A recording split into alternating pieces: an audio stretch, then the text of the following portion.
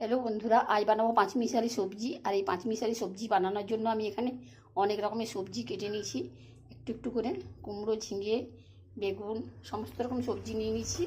আর এখানে নিয়েছি বেঙ্গি ডাঁটা। আর এই বেঙ্গি ডাঁটাটা কিন্তু খুব মিষ্টি, পাঁচমিশালের সাথে খুব ভালো লাগে। আর এখানে নিয়েছি আলু।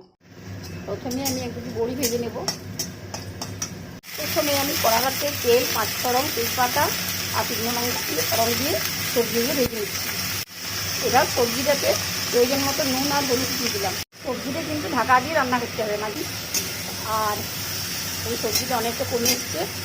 সবজিটা একটু কষে আমি কুকারে সিদ্ধ করতে দিয়েছি, যাতে ডাঁটাগুলো খুব ভালো সিদ্ধ হয়ে যায়। এই যে সিদ্ধ করা সবজিটা আমি এখানে রেখেছি। আর এখানে আমি পেঁয়াজ রসুন মশলাটা ভেজে নিচ্ছি। আর মশলাটাকে সামান্য একটু চিনি দিয়ে দেবো। সমস্ত সবজিটা দিয়ে দিলাম। ভেজে রাখা বড়িগুলো দিয়ে দেবো।